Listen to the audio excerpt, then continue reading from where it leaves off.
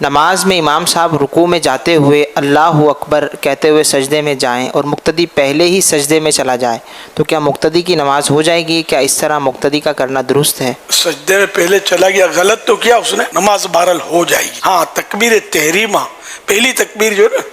یہ اگر امام سے پہلے کسی نے اپنی پوری کر لی تو نماز شروع ہی نہیں ہوئی اس کی، تو اس لیے تکبیر تحریمہ جو پہلی تکبیر کہی جاتی ہے نا نماز شروع کرنے کی، تو اس میں یہ بہتر طریقہ یہ ہے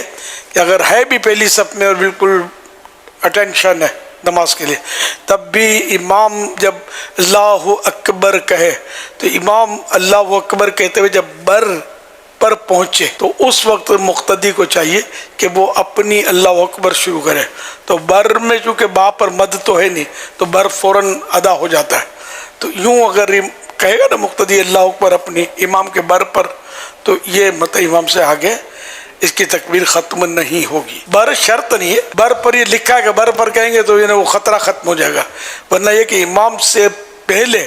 اللہ اکبر اپنی ختم نہ ہو، یہ مقتدی کو خیال رکھنا ہے۔ حضور، اس میں بعض اوقات یہ ہوتا ہے جیسے امام صاحب کے پیچھے ہی کھڑے ہو کر ہم نماز پڑھ رہے ہیں، بعض امام یہ اللہ اکبر جب کہہ کر سجدے میں جا رہے ہوتے ہیں تو یہ تکبیر جو ہے نا یہ اس وقت نہیں کہہ رہے ہوتے جب یہ جانا شروع کرتے ہیں، جب بالکل سجدے کے قریب ہوں گے تو ان کی آواز آئے گی اللہ اکبر۔ تو اب ایسی صورت میں اگر کوئی پیچھے جو مقتدی ہے اسے امام صاحب کو جاتے ہوئے دیکھا مگر امام صاحب کی تکبیر کہی نہیں گئی ہے اور امام صاحب کے ساتھ ہی وہ سجدہ کر رہا ہے اور پھر آواز اس کو لیٹ ہی آئے کہ ڈیفینیٹلی امام صاحب تو بالکل سجدے کے قریب جا کر رہے، تو اس میں پھر مقتدی کیا کرے؟ تکبیر تحریمہ اور اس کا مسئلہ الگ ہے۔ اچھا، اس میں ایسا ہے کہ امام کی تکبیر سننا، آواز سننا، یہ مقتدی کے لیے شرط نہیں ہوتا، مقتدی امام کو دیکھ دیکھ کر بھی اپنے انتقالات نقل و حرکت کر سکتا ہے، آنا جانا۔ لیکن یہاں ایک مسئلہ یہ کہ امام صاحبان معلومات کی بعضوں کو کمی ہوتی ہے تو وہ واقعی ایسا کر رہے ہوتے ہیں کہ وہ پورا یا تو رکوع کے بعد پورا کھڑے ہو جائیں گے پھر سمع اللہ لمن حمدہ کہیں گے، یہ غلط طریقہ ہے، سنت نہیں ہے ایسا کرنا۔ سنت یہی ہے کہ جیسے سمع اللہ لمن حمدہ کہنا ہے تو رکوع میں جب سر اٹھانے کی کیفیت جیسے ہی بنے اس کی تو سین شروع ہو سمع اللہ لمن حمدہ، سین اور اس کے اٹھنے کی کیفیت دونوں اکٹھی شروع ہو، اور حمدہ کی ہا اس حال میں اس کی پوری ہو گئی، پورا سیدھا امام یا کوئی بھی ہو نماز پڑھنے والا وہ کھڑا ہو چکا ہو۔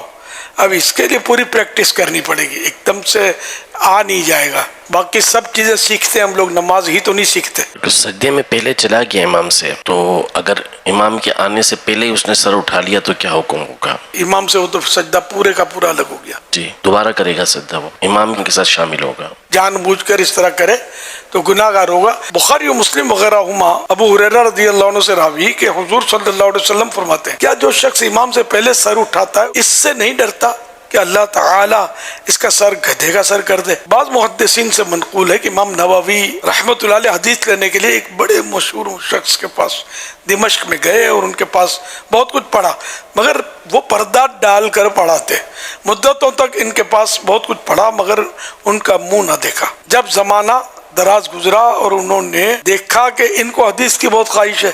یعنی امام نووی کو حدیث کی بہت خواہش ہے، استاد نے جب دیکھا تو ایک روز نقاب اٹھا دیا تو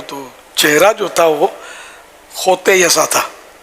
گدھے جیسا، ڈونکی جیسا۔ انہوں نے کہا صاحبزادے امام پر سبقت کرنے سے، امام سے پہل کرنے سے ڈرو کہ یہ حدیث جب مجھ کو پہنچی میں نے اس سے مستبعد یعنی بعض راویوں کی عدم صحت کے باعث دور از قیاس سمجھا، یعنی مجھے اس حدیث کی صحت میں